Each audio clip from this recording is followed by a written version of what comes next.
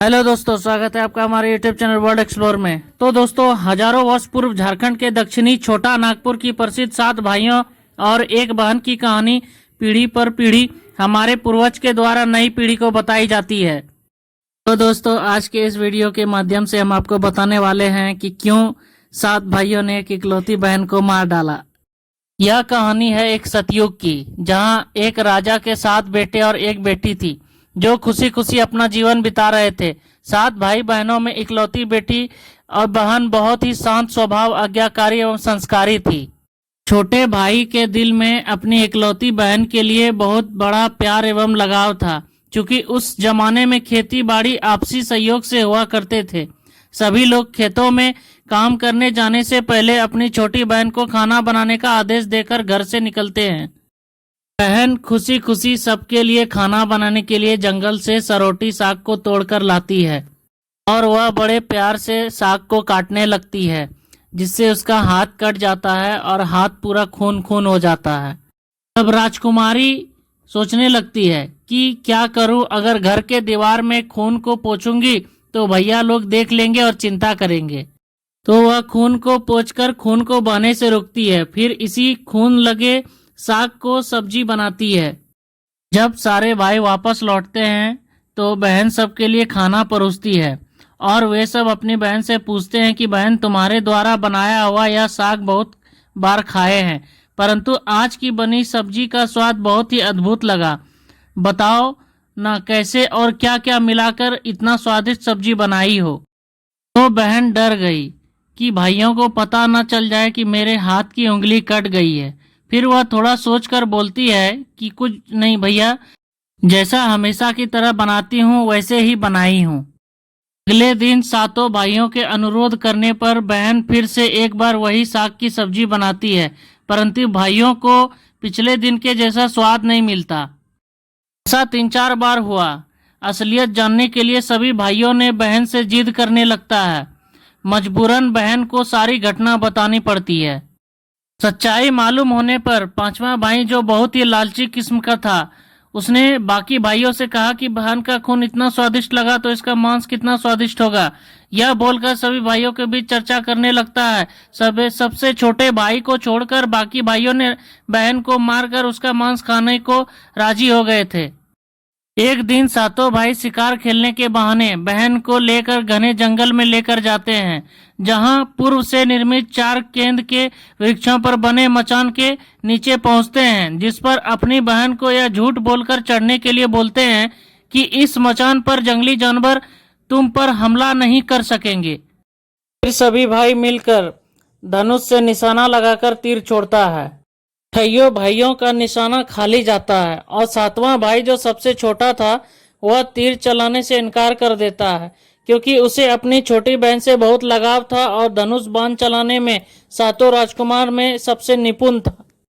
वो भाई छोटे भाई पर पूरा दबाव डालते हुए आदेश देते हैं कि अगर वह तीर नहीं चलाएगा तो बहन की तरह उसे भी मार देंगे। फिर भाई मजबूर होकर तीर चलाता है और बहन पे निशाना साध देता है और फिर वह मर जाती है। फिर बहन के मांस को पकाने के लिए बहुत सारी सूखी लकड़ी लाने के लिए छोटे राजकुमार को जंगल भेजा जाता है।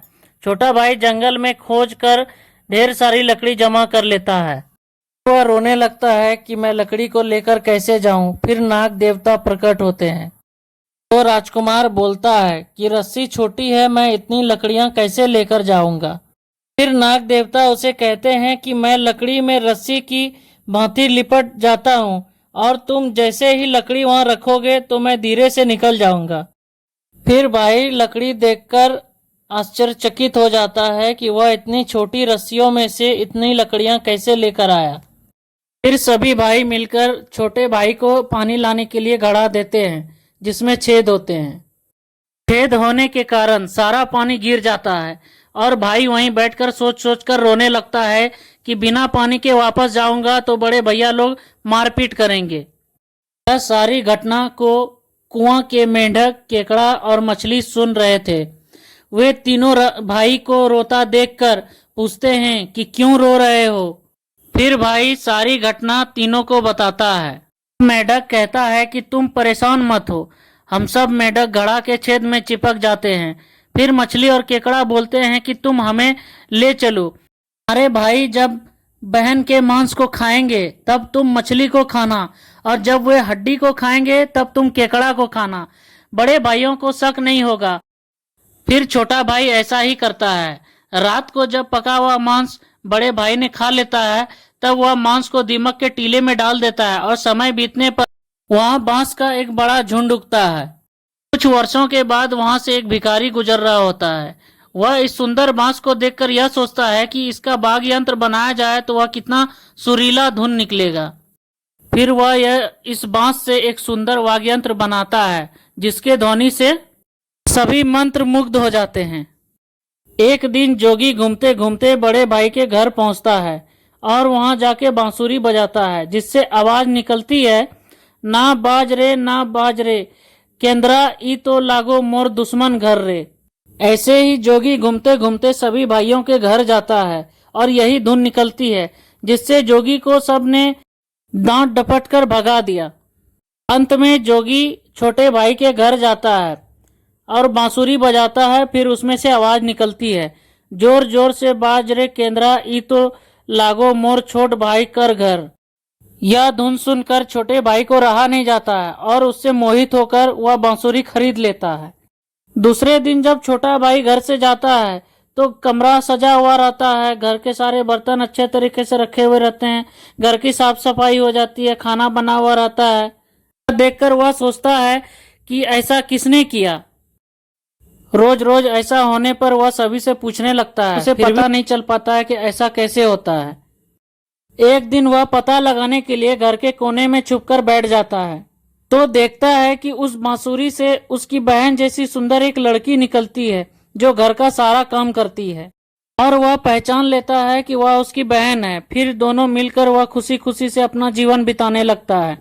आज भी इस गांव में आषाढ़ी पूजा के दिन बकरा कटता है और पूरे गांव के घरों में प्रसाद स्वरूप बकरा का मांस खाया जाता है, और सतबैनी नामक पूजा स्थान पर वहीं सरौटी साग को चढ़ाया जाता है। तो दोस्तों, उम्मीद करता हूं कि आपको यह कहानी पसंद आई होगी। के साथ उम्मीद करता हूं अगर आपको मेरा वीडियो पसंद आया हो तो प्लीज लाइक, शेयर और सब्सक्राइब करना ना भूलना। जय हिंद दोस्तों।